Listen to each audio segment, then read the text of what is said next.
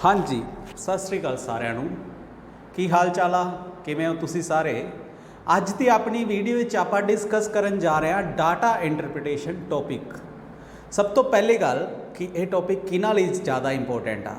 जिहड़े भी government exams की प्रैपरेशन कर रहे आ, जिवें कि PPSC है, पंजाब सिविल सर्विसिज, UPSC है, तुसीं UPSC एस्पिरेंट हो या आने वाले टाइम में तुसीं अपेयर करना चाहते हो, दैन बैंकिंग सैक्टर तुसीं जे जॉब देख रहे हो, तो उन्होंने सारे सैक्टर्स विच ये डाटा इंटरप्रिटेशन टॉपिक बहुत ही इंपॉर्टेंट है। एनालिसिस के अकॉर्डिंग देखा जाए तो हर साल गवर्नमेंट सैक्टर दे विच हर पेपर सैट विच 10 तो 15 क्वेश्चन तुहानूं डाटा इंटरप्रिटेशन के उपर मिलते हैं। दैन बैंकिंग सैक्टर की गल करिए तो उस दे विच भी तुहानूं 10 तो 15 क्वेश्चन इस टॉपिक के उपर मिलणगे। सो एक्चुअली डाटा इंटरप्रिटेशन है कि आपां देखा होया है कि काफ़ी बार क्वेश्चन ग्राफिकल बेस्ड हुंदा अपने कोल, या एक टेबल गिवन हुंदा है, उनके उत्ते एनालिसिस किया जाता है कि different years they which salary की सी या different years they which newborn child का बर्थ रेट की सी, तो उस दे उपर क्वेश्चन पूछा जाता है। जनरली डाटा इंटरप्रिटेशन में 3 टॉपिक कवर किए जाते हैं। सब तो पहला परसेंटेज, दूसरा रेशियो, तीसरा एवरेज। सो अज की इस वीडियो में आप बेसिक मैथडोलॉजी तो लैके पूरे शॉर्टकट तरीके जानांगे कि आप परसेंटेज कैलकुलेशन किवें करते हैं, रेशियो किवें कढ़िया जाता है, दैन उस तो बाद कि अपने को एवरेज किवें क्वेश्चन किस टाइप के पूछे जाते हैं। दैन एनालिसिस के एंड में आप डिस्कस करांगे कि PPSC विच लास्ट ईयर जो क्वेश्चनस आए सीगे वो डाटा इंटरप्रिटेशन के किस टाइप के सीगे एंड किन्ने आसान सीगे। आओ शुरू करते हैं। हाँ जी, पहला टॉपिक है अपने को परसेंटेज। परसेंटेज छोटिया क्लासा भी आप स्टडी करते आ रहे हैं कि X% नूं आपां लिखते हैं X/100, जिंदा एक्चुअल मतलब होंदा है X × 1/100। मतलब जदों भी आपां नूं परसेंटेज वर्ड मिल जाए तो परसेंटेज नूं किस नाल रिप्लेस करना है, 1/100 नाल। सो आपां स्टडी कीता होया है कि से 100 रुपीज़ ने, तो जे पूछा जाए 10 रुपीज़ दी परसेंटेज की होएगी विद रिस्पैक्ट टू 100, तो क्वेश्चन के अकॉर्डिंग लैट कि 100 रुपए की कीमत 100% है, तो 10 रुपए की कीमत की होएगी 100/100 × 10, unitary method that is 10%।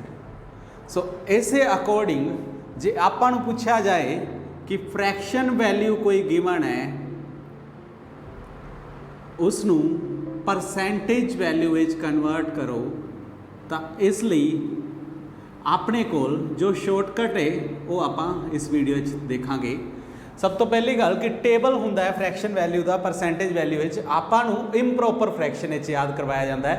Improper fraction की बजाय आप अज उन्होंने प्रॉपर फ्रैक्शन विच याद करने की कोशिश करांगे। सो जे अपने कोल 1 किहदे इक्वल है 100% दे, तो सिंपल जी गल है कि 1/2 किहदे इक्वल होएगा 50% दे। हुण जे अगला क्वेश्चन आ जाए कि 1/4 किहदे इक्वल होएगा, तो मैं ये नहीं कि 1/4 नूं कैलकुलेट करन बैठ जाऊँगा। मैं की कराँगा, याद रखो कि हमेशा आप 1/2 का जोड़ा मल्टीपल होएगा उहदे 1/2 की परसेंटेज नूं याद रखांगे, तो 1/4 नूं की लिख दांगे 1/2 × 50% दैट इज़ 25%। सिमिलरली जे मैनू बोलिया जाए 1/8 की कैलकुलेट करो, तो 1/8 की होएगा 1/2 × 1/4।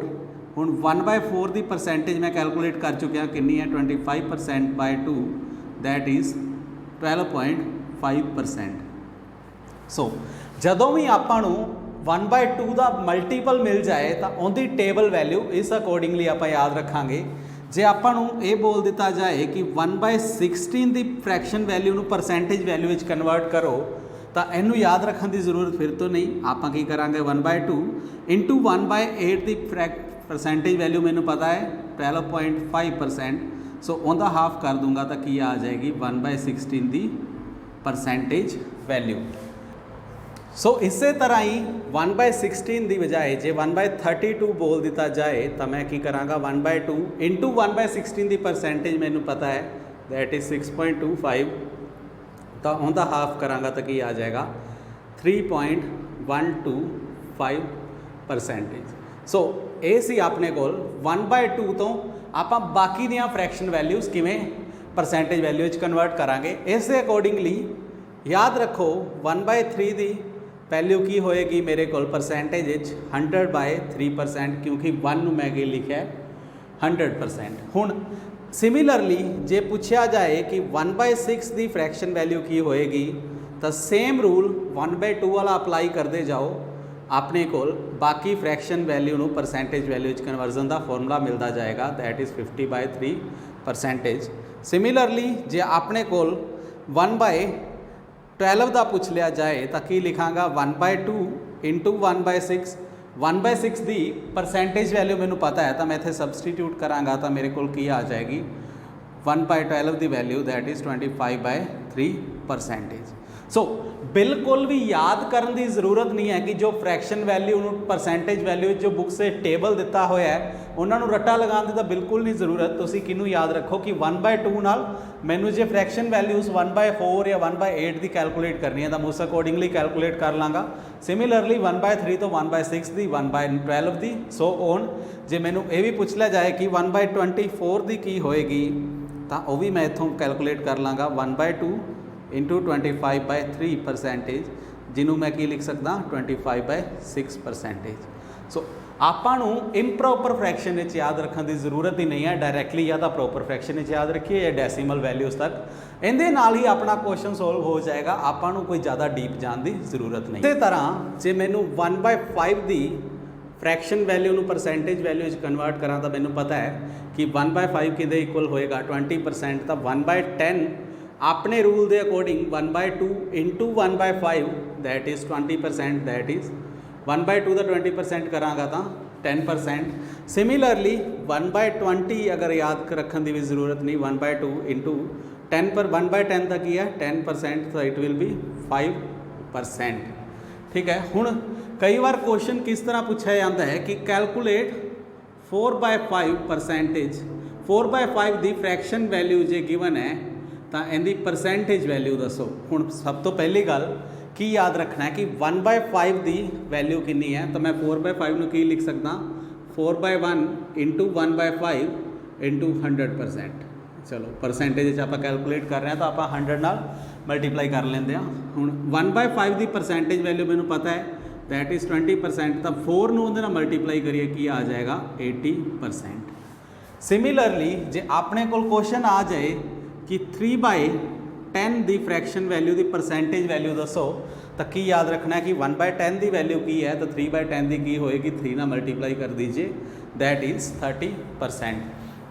इस अकॉर्डिंगली जे अपने को 1/7 की फ्रैक्शन वैल्यू मैं परसेंटेज वैल्यू लिखा तो की होएगा 100/7%। हुण जरूरी नहीं है कि आप इनू दूसरे मैथड कन्वर्ट करिए कि इस फॉर्म में लिखने की बजाय जे मैं इस फॉर्म में याद रख ला तो कोई गलत नहीं है, क्योंकि आप क्वेश्चन सोल्व करना है तो क्वेश्चन इस शॉर्टकट मैथड नाल ही सोल्व होंगे आ। इंप्रॉपर फ्रैक्शन की आपू भी इंप्रॉपर भी प्रॉपर कन्वर्ट करना ही पैंदा वापस जो आप क्वेश्चन सोल्व करने होंगे आ। सो जे आपू 1/7 का पता है तो जे 3/7 की फ्रैक्शन वैल्यू परसेंटेज वैल्यू पूछ लिया जाए तो की लिखा जाऊगा 300%/7। सो ये सी सिंपल टेबल नू याद रखने का तरीका कि किसी भी फ्रैक्शन वैल्यू की अगर परसेंटेज वैल्यू कैलकुलेट करनी है तो सिंपल याद रखिए कि उनका मल्टीपल की बन रहा है, या तो 1/2 बनेगा या 1/3 बनेगा या 1/5 बन जाएगा। इन्होंने वैल्यूज़ नू ही तुसी याद रखो कि 1/2 की फ्रैक्शन वैल्यू की है 50%, 1/3 की फ्रैक्शन वैल्यू या तो 33.33% याद रखो और 100/3% याद रखो। सिमिलरली 1/5 की फ्रैक्शन वैल्यू की परसेंटेज वैल्यू 20%, बस इन्ना याद रखो। लास्ट तुसी 1/7 याद रख सकते हो। इस तो ज़्यादा आपू जरूरत नहीं पेगी। अपने जिन्ने भी कॉम्पीटेटिव एग्जाम्स के क्वेश्चन होंगे उन्होंने इस तो ज़्यादा लैवल के क्वेश्चन नहीं पूछे जाते। सिमिलरली जो अपने को क्वेश्चन आ जाए कि मान लो 111% ऑफ एक्स कैलकुलेट करना है, एक्स की वैल्यू कोई भी हो सकती, आप इतने एग्जाम्पल के तौर पर एक एक्स लै रहे हैं। हुण ਇਹਨੂੰ ਸ਼ਾਰਟਕਟ ਮੈਥਡ ਕੀ ਹੈ? ਦੇਖੋ ਸ਼ਾਰਟਕਟ ਦਾ ਇਹਦਾ ਮਤਲਬ ਇਹ ਹੈ ਕਿ ਸਿਰਫ ਆਪਣੀ ਮਲਟੀਪਲੀਕੇਸ਼ਨ ਨੂੰ ਈਜ਼ੀ ਕਰ ਰਹੇ ਹਾਂ, ਹੋਰ ਇਹ ਕੋਈ ਸ਼ਾਰਟਕਟ ਨਹੀਂ ਹੈ। ਸਿੰਪਲ ਕੀ ਹੈ? ਮਲਟੀਪਲੀਕੇਸ਼ਨ ਨੂੰ ਈਜ਼ੀ ਕਰਨ ਦੀ ਕੋਸ਼ਿਸ਼ ਕੀਤਾ ਜਾ ਰਿਹਾ ਹੈ। ਸੋ 111% ਨੂੰ ਕੀ ਲਿਖਿਆ ਜਾ ਸਕਦਾ ਹੈ? 100 + 10 + 1%। ਸੋ अगर 111% ऑफ x जे आपां कैलकुलेट करने लिए बोल दिता जाए तो मैं की कराँगा 100% of x + 10% of x + 1% of x, तो मेरा सेम आंसर आएगा जो इस नाल आना है। तो मतलब इत्थे की हो रहा है? सिंपल मैं अपनी कैलकुलेशन ईजी करने की कोशिश कर रहा। इस तरह जे अगर क्वेश्चन आ जाए कि 79% ऑफ एक्स की बजाय, चलो आप हम कोई वैल्यू ले लेंगे हाँ, लेट अस से 430। सो मैथड वही है 430। आप क्वेश्चन ईजी बनाने वैल्यू ली है, तो मैथड की है कि तुसी नियर बाय अप्रोक्सीमेट वैल्यू देखने की कोशिश करो। तो 79% की लिखा जा सकता है 80 - 1% ऑफ 430। सो की लिखांगा 80% ऑफ 430 - 1% ऑफ 430। एग्जैक्टली करके रहा कैलकुलेशन नू ईजी करने की कोशिश की है। तो इत्थों हुण इहदा आंसर तुसी ईजीली कैलकुलेट कर सकते हो, बजाय कि 79 नू मल्टीप्लाई करना, क्योंकि कई बार आपां नू मुश्किल लगता है नियर बाय वैल्यूज या जिहड़ियां 10 के मल्टीपल होंदियां ने उन्हां दी फ्रैक्शन वैल्यू या मल्टीपल उन्हां नू मल्टीप्लाई करना काफ़ी ईजी लगता है। इस करके सिंपल इनू कुछ लोग शॉर्टकट कहते हैं, बट ये शॉर्टकट नहीं। अपने कोल सिंपल की है कि क्वेश्चन नू ईजी मल्टीप्लीकेशन के वे नाल सोल्व करने का तरीका है। सो ये मेरे को आंसर आ जाएगा। नैक्सट अपने को जिस टाइप के क्वेश्चन आते आ वो एक रूल बेस्ड होंगे आ। रूल बेस्ड की है कि to find percentage of X या टू फाइंड हाउ मच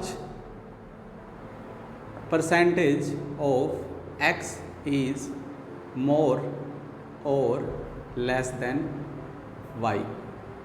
देखो या तो एक्स वड्डा होएगा वाई नालों या एक्स छोटा होएगा वाई नालों, तो परसेंटेज वाइज कैलकुलेट करने लिए बोल रहा कि ठीक है तुसी न्यूमेरिकल वैल्यू तो दस सकते हो, परसेंटेज दसो।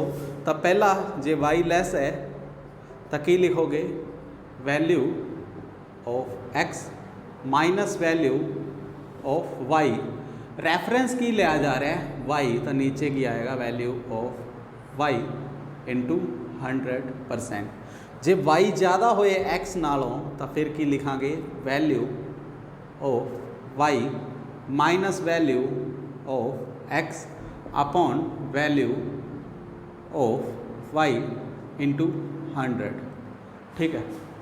एक होर बड़ा कन्फ्यूजन टाइप का क्वेश्चन पूछा जाता है कि मान लो कोई व्यक्ति है या कोई ए नाम का व्यक्ति है, उसकी सैलरी पहले साल 20% इंक्रीमेंट होया किसी जॉब चेंज करके या किसी भी रीज़न करके कि उन्हें परफॉर्मेंस बहुत वधिया दी। तो हुण की कंडीशन आ गई? कोविड आ गया, लॉकडाउन कंडीशन करके कंपनी नूं घाटा पै गया। तो कंपनी ने की कीता? उनकी सैलरी नूं 20% घटा दिता। तो हुण उन्हां पुछया है कि पहले साल उनका 20% इंक्रीमेंट होया, दूसरे साल 20% डिक्रीमेंट होया, तो नैट चेंज दसो कितना आया। ठीक है। सो लेट सैलरी कितनी है? एक्स। आफ्टर 1 ईयर 20% इंक्रीमेंट होया, तो x plus x into 20%, that is 6/5x। ठीक है। हुण एक ही होगी उनकी न्यू सैलरी। हुण सैकेंड ईयर की होया? कुछ नुकसान करके या कुछ लॉसेस करके कंपनी ने की किया? 20% डिक्रीमेंट करती सैलरी। हुण जो डिक्रीज़ होएगा वो रेफरेंस वैल्यू एक्स नहीं होएगी, उनके लिए रेफरेंस वैल्यू 6/5x हो जाएगी। सो की आया? 6/5x माइनस डिक्रीमेंट होया था subtraction into 20%।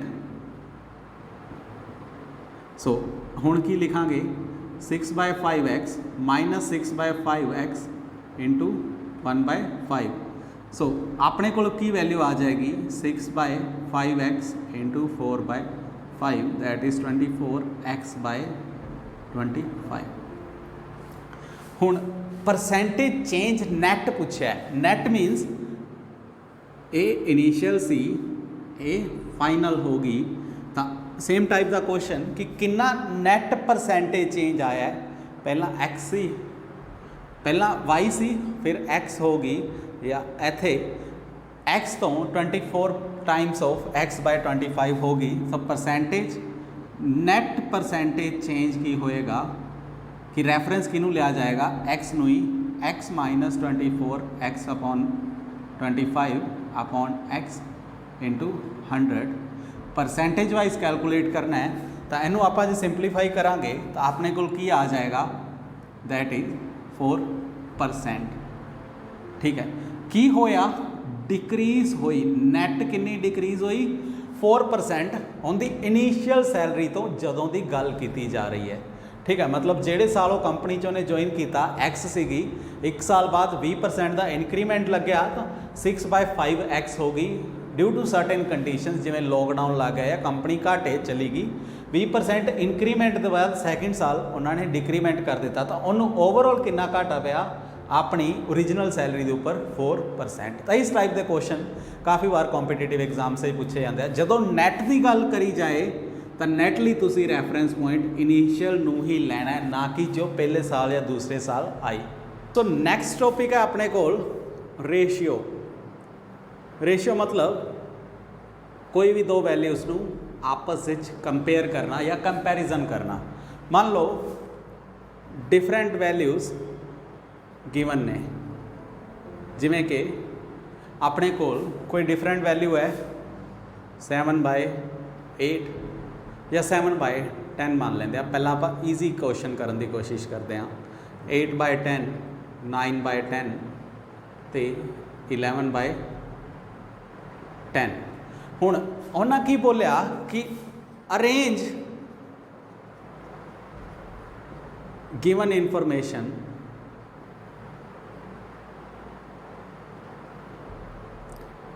Higher to lower.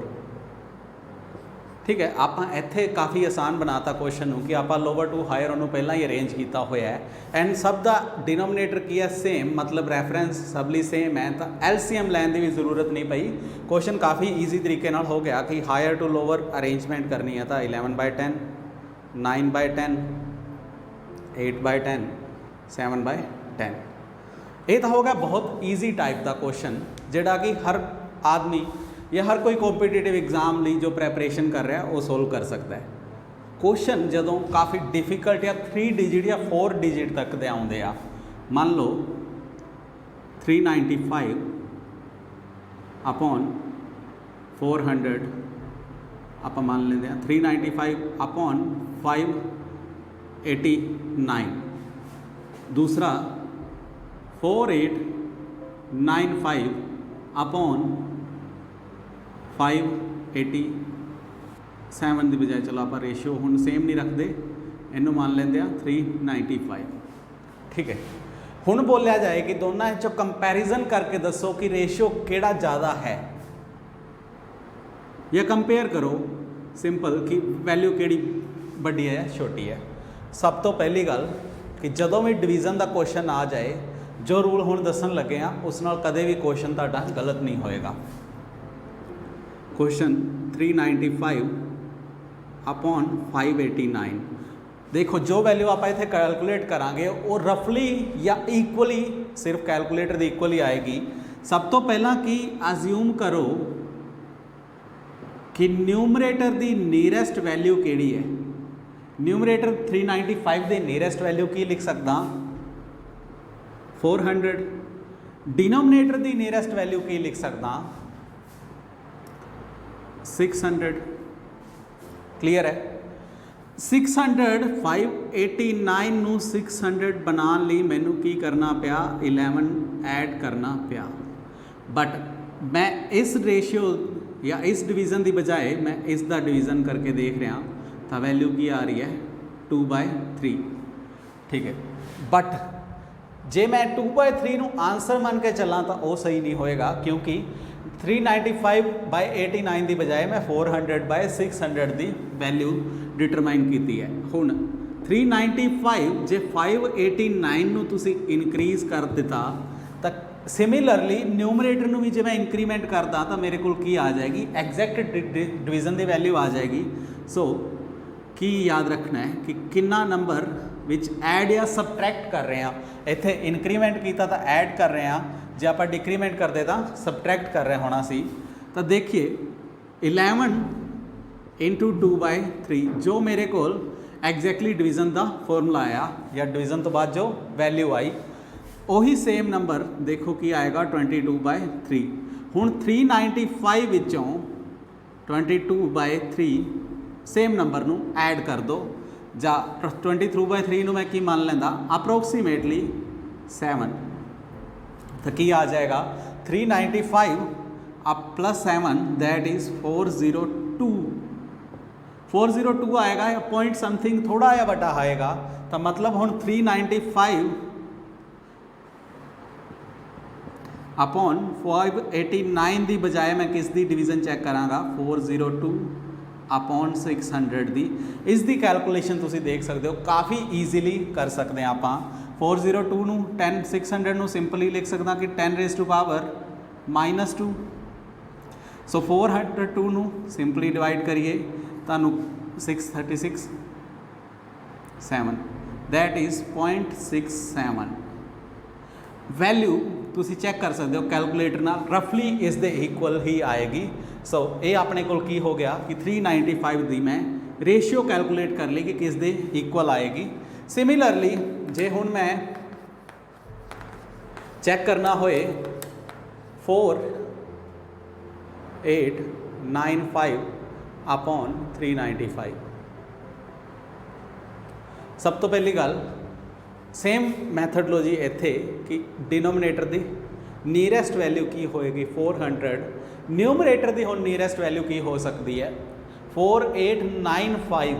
तो मैनू की लिख सकदा, तुहाडी अपनी मर्जी है, जिन्ना तुसी नीयरेस्ट वैल्यू अज्यूम करके चलोगे उन्ना आंसर तुहाडा एक्यूरेट आएगा। सो इस दी वैल्यू 12.25 किन्ना विच ऐड करना पिया 395 + 5 400।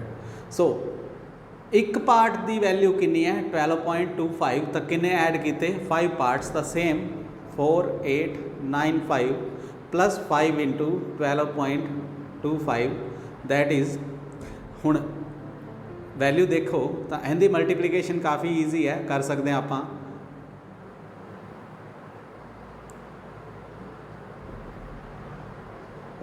तो एक ही आ जाएगा 61.25। 61.25 + 4895 ਦੇ ਵਿੱਚ ऐड किया जाए 0.25 एज इट इज़ 6,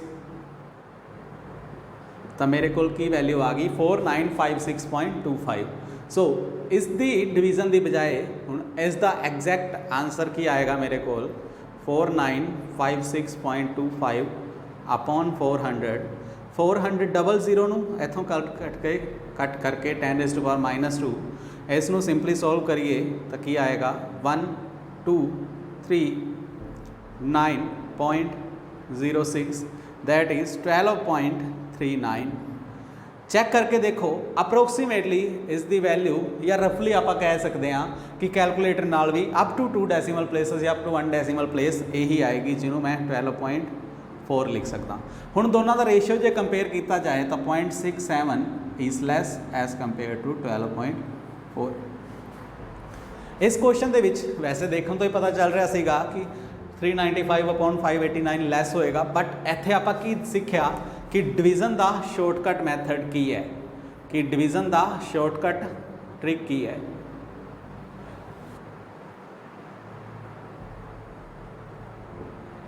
कितना मर्जी वड्डा नंबर गिवन हो, 3 digit number, 4 digit number, 5 digit number, उन्होंने आप इस तरीके नाल सोल्व करते हैं। आप एक होर एग्जाम्पल इसके उपर ही कवर करते हैं रेशियो टॉपिक के उपर।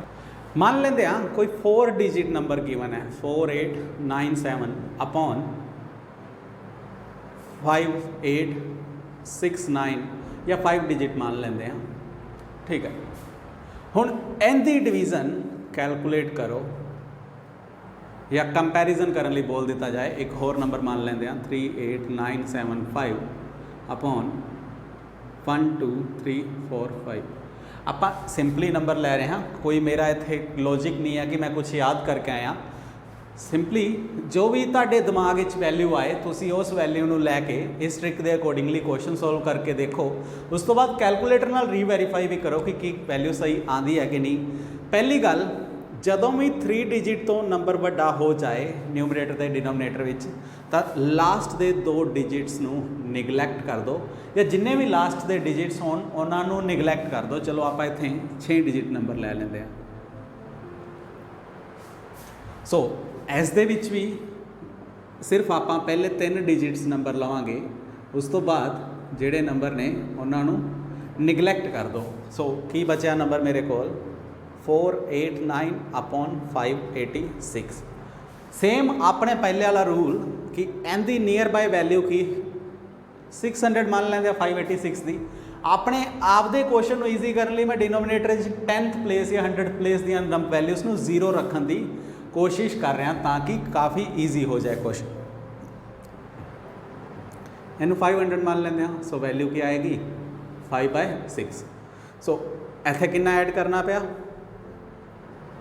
+14। सो हुण इत्थे की लिखांगा 489 + 14 × 5/6। सो इहदी वैल्यू की आ जाएगी 489 35/3 अप्रोक्सीमेटली 11.66 या 12 भी लिख सकते हैं, अपनी आप दी मर्जी है कि क्वेश्चन विच कंपैरिजन कितना नियर बाय तक उन्होंने पूछा है। जो उन्होंने वैल्यूज़ एग्जैक्टली नहीं पूछिया या 2 डेसीमल तक नहीं लैके जा रहे, तो आप 1 डेसीमल तक भी क्वेश्चन नूं खत्म करने की कोशिश कर सकते हैं। So simple. तो हुण मैं 489 की बजाय किनू सोल्व करांगा 500.66 अपॉन 600 नूं। सो इहदी वैल्यू रफली आप लिख सकते हैं कि 5/6 की वैल्यू जो की आ रही है मेरे को 0.81। तो इत्थे भी अप टू 1 डेसीमल प्लेस तो आप सिर्फ 0.8 तक ही क्वेश्चन में छड़ देंगे, क्योंकि इस तो ज़्यादा लंबा सोल्व करने की जरूरत नहीं है। सिमिलरली इत्थे 389 अपॉन 123। देखो हुण मैं आगे वैल्यू सारियां नियर बाय 00 तक लै रहे हैं। आप इत्थे कोशिश करते हैं कि इनू 120 अज्यूम कर लेंदे हैं, इनू 390, 0 नाल 0 कट। सो इत्थे क्या आ जाएगा 13/4 की कीता, इत्थे मैं सबट्रैक्ट किया 3 नंबर।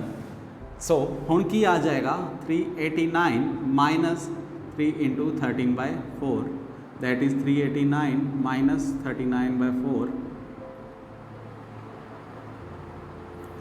सिंपली सोल्व करिए। इन्नी को डिवीज़न तो काफ़ी ईजी है।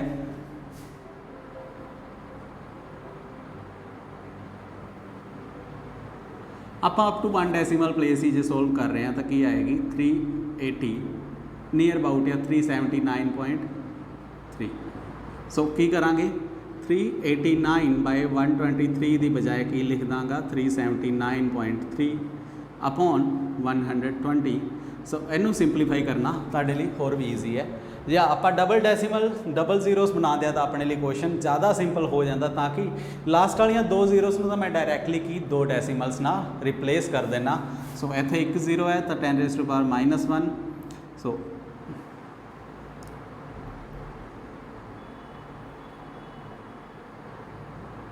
It will be 3.16।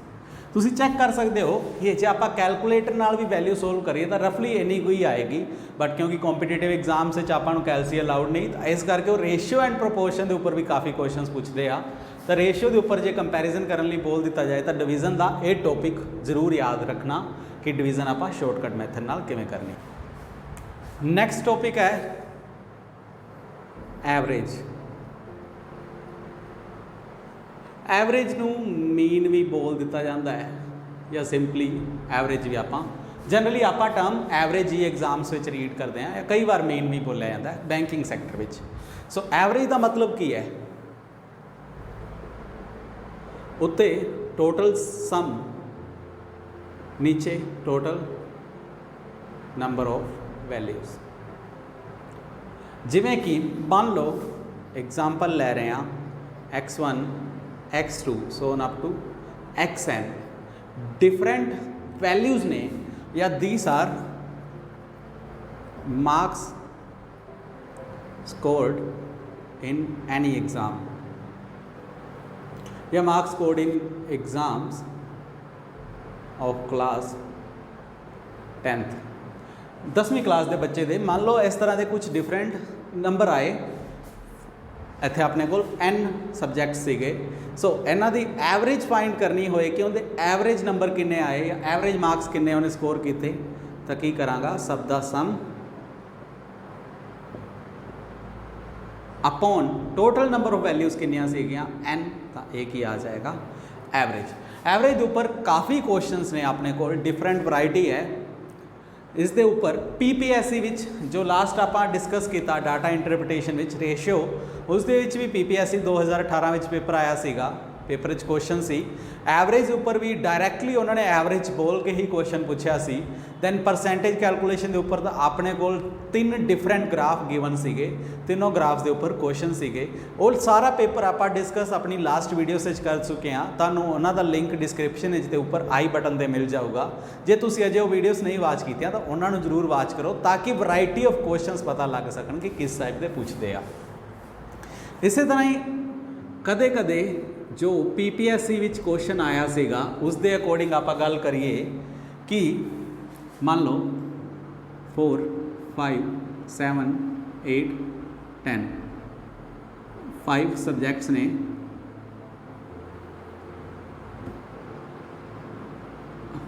Out of 15 marks किसी बच्चे दे 5 सब्जैक्ट्स चो इस तरह के मार्क्स स्कोर होए आफ्टर रीचैकिंग उसके 4 तो मार्क्स चेंज हो गए 8 तो 5 तो मार्क्स चेंज हो गए 7 बाकी दोनों वैल्यूज़ बाकी तीनों सब्जैक्ट्स के मार्क्स सेम रहे तो उन्हें की पूछा होया सी कि एक्चुअल एवरेज दसो की है एक्चुअल एवरेज की है स्टूडेंट की। सो पहला before rechecking 4 + 5 + 7 + 8 + 10 upon total number subjects किन्ने ने 5 सो कितना आ जाएगा 5 4 9 9 7 16 16 8 22 16 8 24 24 10 34 अपॉन 5 दैट इज़ 6.8। सो हुण बाद विच की पता चलिया कि एक्चुअल एवरेज किवें हुण उत्थे उन्होंने इस टाइप का कोई अपने को वैल्यू नहीं सी कि टोटल इस तरह का आपां नूं क्वेश्चन पता चल सके। सो एक्चुअल एवरेज अगर कैलकुलेट करनी सी उस क्वेश्चन के अकॉर्डिंग तो इत्थे सिंपल मैथड है इन्हां सब का सम करो 5 नाल डिवाइड कर दो वैल्यू एक्चुअल एवरेज 8 मार्क्स उन्हें स्कोर किए ठीक है। बट जे अपने को सिर्फ इन्नी इन्फॉर्मेशन होए कि कुछ सब्जैक्ट्स का टोटल कितना गिवन सीगा 34 बिफोर रीचैकिंग टोटल जे 34 सी आफ्टर रीचैकिंग पता लग गया कि कुछ 2 सब्जैक्ट सीगे जिमें अपने को क्वेश्चन इस टाइप का बन सकता है टोटल मार्क्स किन्ने स्कोर किए 34 सब्जैक्ट्स किन्ने ने 5। ये PPSC की वैरायटी वाला क्वेश्चन है जो मैं तुहानूं बड़े आसान तरीके नाल करवा रहा। दैन आफ्टर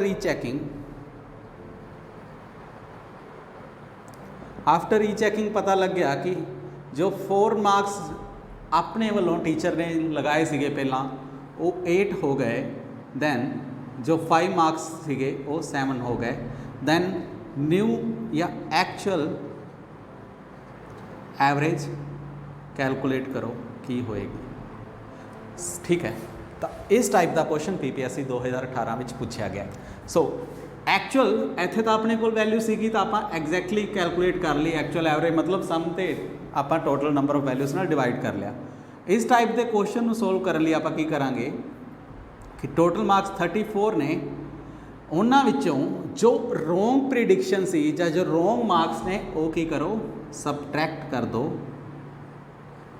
प्लस जो एक्चुअल ने वो ऐड कर दो तो सारे नू 5 नाल डिवाइड कर दो।